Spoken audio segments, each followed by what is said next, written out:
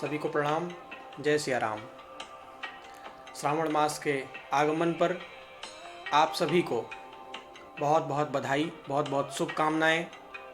आज हम सब मिलकर चर्चा कर रहे हैं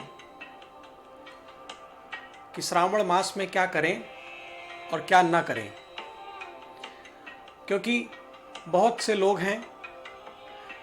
मैं अगर उनको 3 स्तर पर रखूं तो सबसे उच्चतम स्तर पर जो लोग हैं वो इन पूजा पाठ के नियमों को, विधानों को यूं ही अंधविश्वास और आडंबर कहकर टाल देते हैं।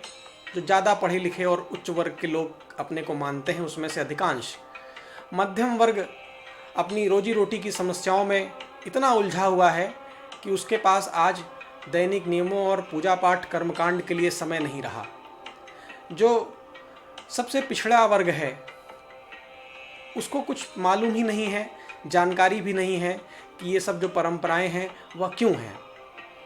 तो सबसे बड़ी दिक्कत उनके साथ आती है कि उनको दूसरों धर्मों के लोग मिलते हैं और उनसे ये कहते हैं कि इन चीज़ों का क्या लाभ, इन चीज़ों का क्या लाभ, धर्म में इस चीज़ का क्या मतलब है। तो अब ये चीज़ें किसी काम की नहीं हैं, अब आप धर्म छोड़ दीजिए क्योंकि ये धर्म बिना सिर पैर का है, ऐसा उनको समझाया जाता है।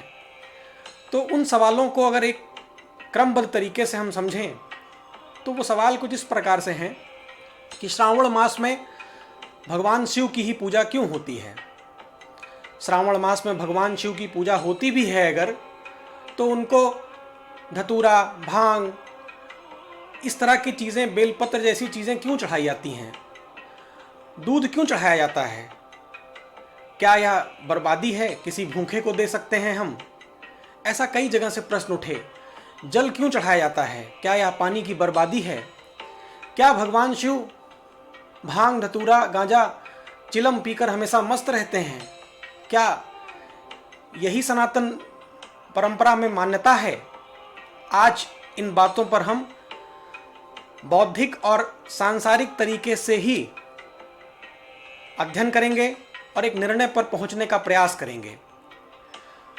सबसे पहली जानकारी मैं श्रावण मास की आपको दूं कि पवित्र सावन के महीने में भूत भावन भगवान भोलेनाथ माँ जगदम्बा के साथ कैलाश को छोड़कर इस भूधरा पर 1 मास के लिए वास करते हैं, विचरण करते हैं, भ्रमण करते हैं। तो सबसे जो पहला जो प्रश्न है कि इस सावन के महीने में भगवान शिव का ही पूजन क्यों करते हैं।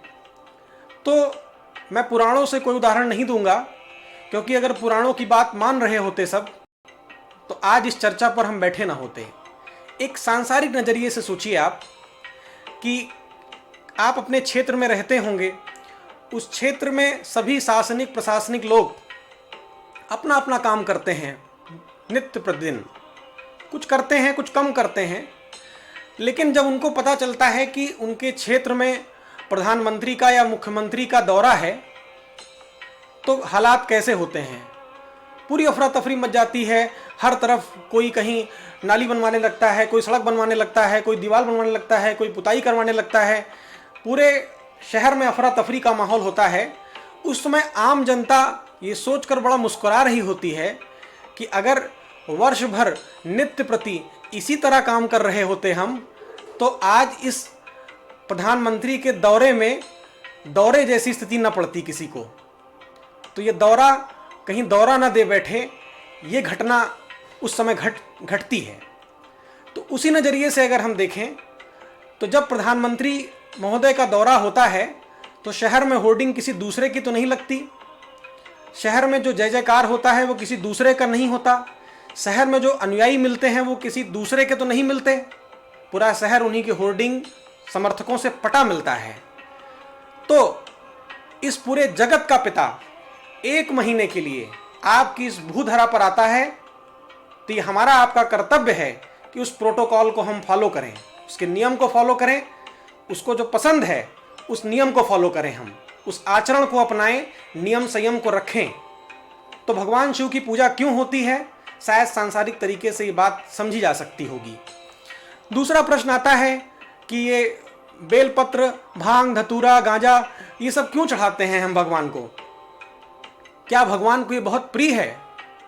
तो एक उदाहरण समझिए आप, कि जैसे किसी आवारा बच्चे को लत पड़ चुकी हो तमाम दुर्व्यसनों की उसको तमाम दुर्व्यसन उसके अंदर हों, वो सिगरेट भी पीता हो, गांजा पीता हो, शराब पीता हो, भांग खाता हो, सब करता हो घर से छिप छिप कर, और अचानक किसी दिन उसकी इन्हीं दुर्व्यसनों के साथ मुलाकात हो जाए अपने पिताजी से, पिताजी उसके बहुत सख्त नेचर के हों, तो उस समय बच्चे की क्या दशा होगी?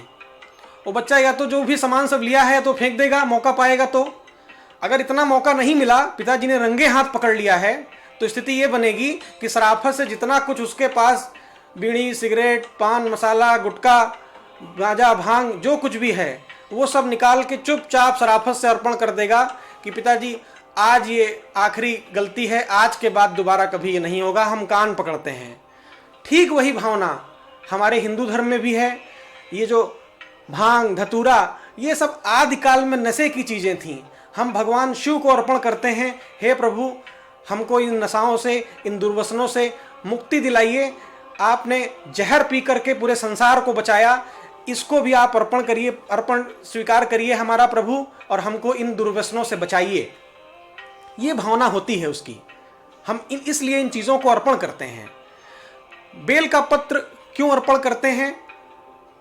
भावना हमारी ये होती है, हे प्रभु भगवान शिव के त्रिनेत्र हैं, इसी बिल्व पत्र की तीनों पंखुड़ियों की तरह आपके जो तीनों नेत्र हैं उसकी कृपा प्रभु हम सब पर बनी रहे।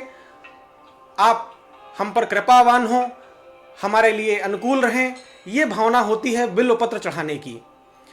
अब कोई कहे कि भगवान ये धतूरा, भांग और ये गांजा, चरस ये सब पी करके हमेशा मस्त रहते हैं ऐसे, तो उसके लिए मैं बता दूं कि आपके जानकारी में ये बात जरा महसूस करिए कि जो गांजा, भांग, चरस, चिलम ये सब पीता होगा तो उसके लिए तो शायद ये लाइनें नहीं कही जाएंगी कभी कि कर्पूर गौरम करुणावतारम संसार सारम भुजगेंद्रहारम सदा वसंतम हृदयारविंदे भवम भवानी सहितम नमामि। आपके आसपास भी लोग होंगे गांजा, भांग, चिलम कुछ पीते होंगे, उनको भी जरा जाकर कभी देखिए कि क्या कर्पूर जैसा गौर शरीर है, जो भगवान के अलंकार बताए गए हैं वो सब क्या उनके अंदर मिलते हैं? ये सब तो उन बच्चों की लत छुड़ाने के लिए एक सिंबल की तरह है कि हम भगवान को ये चीज़ें अर्पण कर रहे हैं। दूध क्यों चढ़ाते हैं भगवान को? क्या इससे दूध की बर्बादी होती है?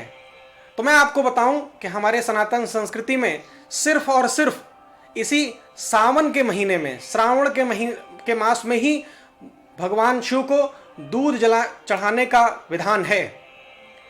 इसका कारण मैं आपको बता दूं, वैज्ञानिक भी मानते हैं, वैज्ञानिकों ने प्रूफ किया है। ये बात हमारे ऋषि मुनि भी बताते थे कि सावन के महीने में दूध का पान आम जनता को नहीं करना चाहिए। क्यों नहीं करना चाहिए? क्योंकि इस समय श्रावण के महीने में दूध का पान करने से शरीर में वात की बढ़ोतरी होती है, वात बढ़ जाता है। इसीलिए हमारे आयुर्वेद में भी कहा गया है कि इस श्रावण के महीने में दूध निषिद्ध है।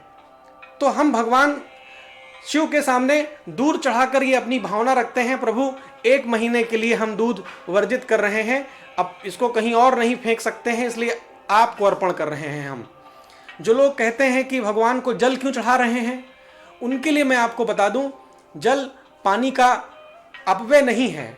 आप गौर से हमारी सनातन परंपरा को देखिए, हमारे चाहे 12 ज्योतिर्लिंग हो या जितने भी भगवान शिव के बड़े बड़े सब जगह हो, वहाँ जितने भी हमारे भगवान शिव के शिवलिंग हैं, बड़े तीर्थ स्थान हैं, वो सब किसी न किसी नदियों के किनारे हैं। धरती से जल निकाल कर चढ़ाने की परंपरा तो ये आज चालू हुई होगी। हमारे यहाँ वैदिक परंपरा रही है कि हम लोग जो नदियों का जल है वही चढ़ाएं, और वो चूंकि जल नदी का होगा, और जो तीर्थ स्थान है वो भी नदियों के पास में ही है, तो ये वाटर साइकिलिंग है, वही जल चढ़ेगा और वही जल दोबारा नदी में आ जाएगा। तो इस तरह से अगर हम गौर करें तो इनमें से जितनी भी चीज़ें हमारी आपको नज़र आएंगी सनातन परंपरा में, वो सब एक बुद्धिमानी पूर्ण है और इस महीने के अनुकूल हैं। अब श्रावण के महीने में करें क्या? तो प्रातःकाल उठिए, भगवान शिव का स्मरण करिए, नित्य कर्म स्नान करिए। आप ये जो पूजा है लोग सोमवार के दिन ज़्यादा कहते हैं कि करनी चाहिए, आप किसी भी दिन कर सकते हैं। अच्छा, ये दिन विशेष पे मैं एक बात बता दूं आपको कि दिन विशेष सोमवार के ही दिन क्यों कहा जाता है। आप सांसारिक उदाहरण लीजिए कि जैसे किसी डॉक्टर से आप मिलने जाते हैं, तो डॉक्टर से मिलने का, मरीज देखने का डॉक्टर का एक समय होता है। डॉक्टर का अपना भी व्यक्तिगत जीवन है, वो अपने रिश्तेदारों से मिलता है, परिवार से मिलता है, तो उसके रिश्तेदार, उसके परिवार मरीजों की लाइन में आके नहीं मिलते हैं, वो डॉक्टर भी अपने रिश्तेदारों के घर जाता है। तो अगर आप भगवान से अपना कोई दुख बताने गए हैं, कोई रोग निवारण बताने गए हैं, समस्या बताने गए हैं, तो उसका एक लोगों ने दिन बना दिया कि आप सोमवार के दिन मिलिए, शनिवार के दिन मिलिए। भगवान उस दिन उसी काम के लिए बैठे हैं, वो रिश्तेदारों के हालचाल उस दिन नहीं लेते हैं।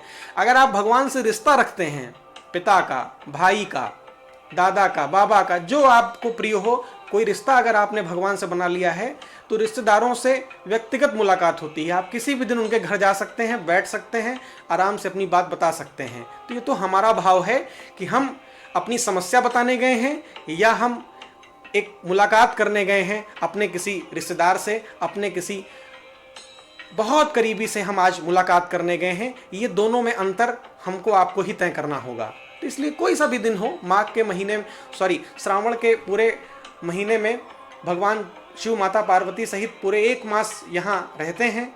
आप जिस दिन भी चाहें उस दिन पूजा कर सकते हैं। सुबह उठिए, प्रातःकाल स्नान ध्यान करने के बाद आप मिट्टी का शिवलिंग बनाइए, मन से उसकी पूजा अर्चना करिए। उस पर भांग, धतूरा, बेलपत्र, पत्र, पुष्प, फल, जो कुछ भी आप अर्पण करते हैं वो आप उस पर अर्पण करिए, पूजा करिए। ओम नमः शिवाय पंचाक्षरी मंत्र का जाप करिए। और अगर कुछ अच्छा कर सकते हैं तो रुद्राष्टक का पाठ करिए।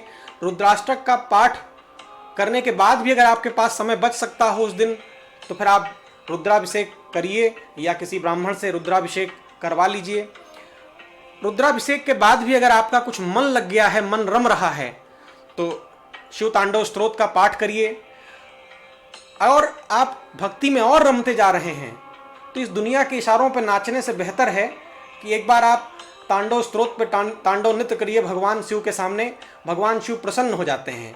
एक अबोध बालक की तरह हम लोग उनके सामने अपना व्यवहार रखें, वह निश्चित ही पिता के रूप में सब कुछ स्वीकार करते हैं। इस दुनिया के इशारों पर नाचने से तो कहीं बेहतर है। हाँ, टीवी सीरियलों के चक्कर में मत पड़िएगा। टीवी, फिल्मों और ये जो जागरण के लोग तांडव के नाम पे भगवान भोलेनाथ और माँ पार्वती के नृत्य में न जाने क्या क्या दिखा देते हैं, उन सब में मत जाइएगा।